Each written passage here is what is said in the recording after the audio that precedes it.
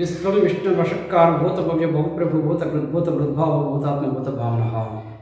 Very good morning to all of you. This is Srinivas working as a school assistant. My subject is physical science. నేను ఒక ఆంగ్ల భాషని పరిచయం చేసే విధానం కానీ లేక ఏదైనా భాషని పరిచయం చేసేటువంటి విధానంలో కొన్ని లోపాలు ఉన్నాయని, ముఖ్యంగా ఆంగ్ల భాష విషయంలో ప్రపంచమే ఈ యొక్క భాషని పరిచయం చేయడంలో చాలా తప్పుగా ఉందని చెప్పని చాలా ఖచ్చితంగా చెప్పాను. ఎందుకు ఇలా చెప్తున్నాను అనేటువంటి దానికి మీకు క్లియర్గా 2 or 3 పాయింట్స్లో మీకు నా యొక్క విశ్లేషణని తెలియజేస్తాను. ఒక్కసారి వాచ్ చేయండి. ఒకటి ఏంటండి అంటే, నేను మొట్టమొదటిగా ఎప్పటి నుంచి చెప్తున్నటువంటి కంటెంటే అది ఐ నో అంటే ప్రపంచం మొత్తం కూడా నాకు తెలుసు అని చెప్తుంది. కానీ నేను చెప్తుంది ఏంటంటే నేను తెలుసుకుంటాను. ఈ విధంగానే ఈ భాష ఏర్పడింది తప్ప నాకు తెలుసు అనేటువంటిది రాదు అని క్లియర్గా చెప్పాను. అంటే హీ నోస్ అంటే అతనికి తెలుసు అని చెప్పకూడదు, అతను తెలుసుకుంటాడు అని చెప్పాలి. అలాగే సపోజ్ ఐ నో అంటే ఇక్కడ మీరు అందరూ ఏం చెప్తున్నారు, నాకు తెలుసు అంటున్నారు. అదే ఐ నో హిమ్ అన్నా అనుకోండి, అంటే ఇప్పుడు ఏం చెప్తున్నారు, నాకు అతను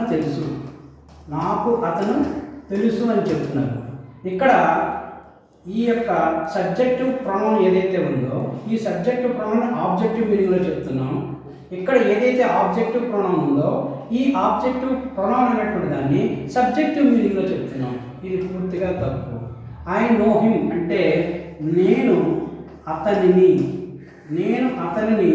తెలుసుకుంటాను అనేటువంటి మీనింగ్ అనేటువంటిది వస్తుంది. ప్రపంచం మొత్తం ఐ నో అంటే నాకు తెలుసు అని, ఐ డోంట్ నో అంటే నాకు తెలియదు అని చెప్తుంది. అది 100% అవాస్తవము. ఓకే. అలాగే active voice, passive voice. Active voice, passive voice చెప్పేటప్పుడు ప్యాసివ్ వాయిస్లో ఒక సెంటెన్స్ తీసుకుందాం. ఇక్కడ ఒక వాక్యం నేను రాస్తున్నాను. Books are being distributed.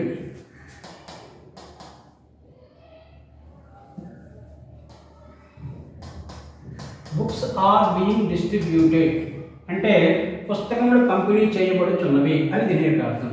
ఇక్కడ బుక్స్ అనేటువంటిది ఒక సబ్జెక్ట్ అనేటువంటిది నేను చెప్తాను.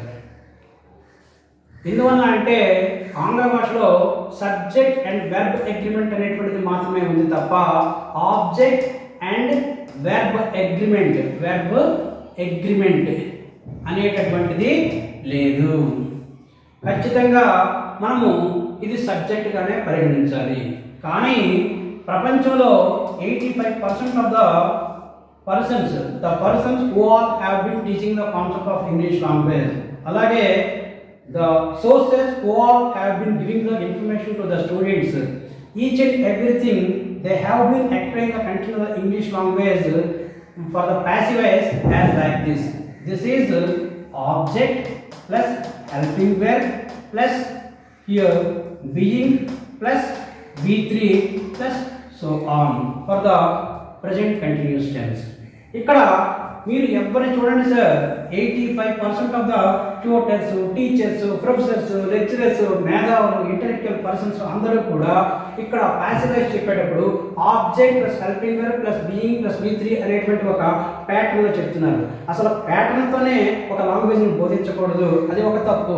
అంతేకాకుండా ఇక్కడ ఇది ఆబ్జెక్ట్ అనేటువంటి విధంగానే ఆ యొక్క ప్యాటర్న్ని వాడు వివరిస్తున్నారు. సో 85% చెప్పేటటువంటిదంతా కూడా తప్పే. మరి రిమైనింగ్ 15% ఉన్నారు కదా సార్, మరి వీళ్ళందరూ కూడా దీనికి సబ్జెక్ట్ అనే చెప్తున్నారు. Subject plus helping verb plus being plus V3 plus so on అని చెప్తున్నారు. ఓకే, వీళ్ళు రైటే. కానీ వీళ్ళు కూడా ఏం చేస్తున్నారని అంటే మనకి ఇక్కడ ఐ నో అంటే మళ్ళీ నాకు అని చెప్తున్నాం. ఒక సబ్జెక్టివ్ ప్రొనౌన్ అనేటువంటిది సబ్జెక్టివ్ ప్లేస్లోనే రాస్తున్నారు, కానీ దానికి నాకు అనేటువంటి మీనింగ్ని వాళ్ళు చెప్తున్నారు. ఇక్కడ సపోజ్ నేనేం చెప్పాను, ఐ నో హిమ్ అన్నాను. అంటే ఏం చెప్తున్నారు, నాకు అతను, నాకు అతను అంటే ఇక్కడ ఈ ఐ అనేటువంటి సబ్జెక్టివ్ అనేటువంటి దాన్ని ఆబ్జెక్టివ్గా మార్చేశారు. ఇక్కడ ఆబ్జెక్టివ్ ప్రొనౌన్ని సబ్జెక్టివ్గా మార్చేశారు. ఐ నో హిమ్ అంటే నేను అతనిని తెలుసుకుంటాను అంటే మై ఉస్కో జాన్తా హూ అనేటువంటిది చెప్పాలి తప్ప ముజే ముజే వహ్ మాలూమ్ హై అని మనం చెప్పకూడదు.